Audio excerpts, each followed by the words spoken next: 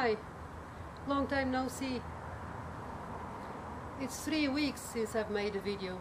That's not usual for me. I got distracted. But I'm back now.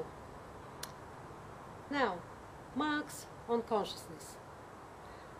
Marx was an evolutionary thinker on social evolution of humankind, or the evolution of the human being as a social being.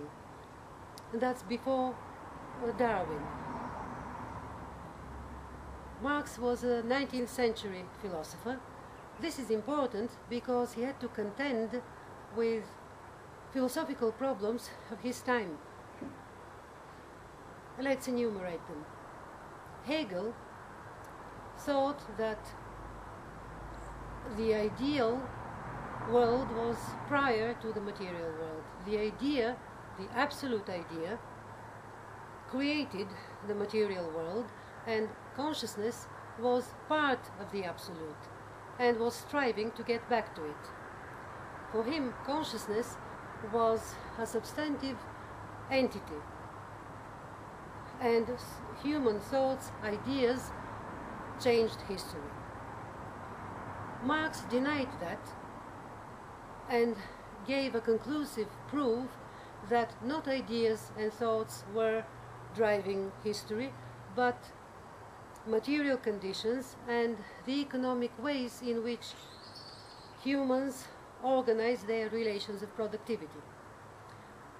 Marx also denied the legitimacy of the questions posed by Descartes and Kant.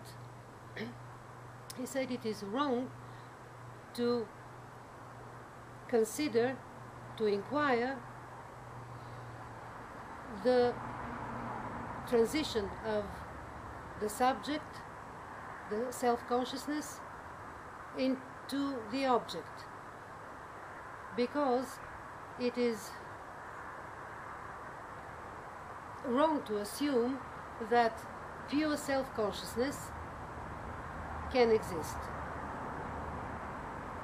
It is wrong to assume that the subject,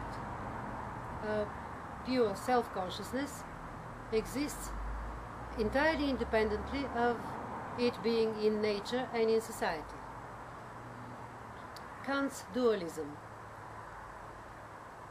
Kant also assumed that consciousness is a substantive entity separate from the material world. That's why for him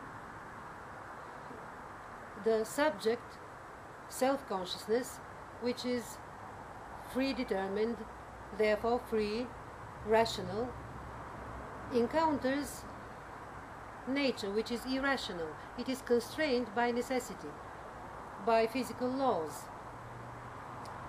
And the ideals, the moral imperatives, cannot be derived from material facts. That reminds you of somebody?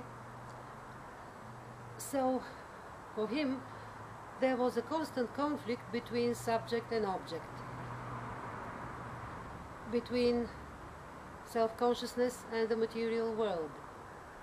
Reason had to strive incessantly towards a unity in the world which comprises the ideal and the real, but can never reach it. Marx had an answer for these problems, and that was the following. For Marx, labor is the foundation of humanity. For him, the starting point of human history is struggle with nature. The sum total of the means employed to compel nature to serve humans' needs. Labor is the major characteristic of humanity. Labor is the condition in which man's spiritual nature takes place. Man creates himself as well as nature, the object of his creativity. Man, and I mean man or woman, is distinguished from the rest of the animal kingdom by the fact that he makes tools. Other animals may use tools in a primitive way, but only such as they find in nature itself. Man works on nature to satisfy his needs for life: shelter, food, clothing. Once the equipment is perfected to such an extent that the individual can produce more than he can consume, then the conflict arises as to the sharing of the excess products. And there are people who appropriate the excess product, the fruit of others' labor. The different forms of this appropriation determine the different political forms and the different forms of consciousness. That is how man sees himself as a social being. But this is a subject for another video: historical materialism. Now back to consciousness. As I said, labor is the condition for human spiritual activity. Man evolves his consciousness through labor.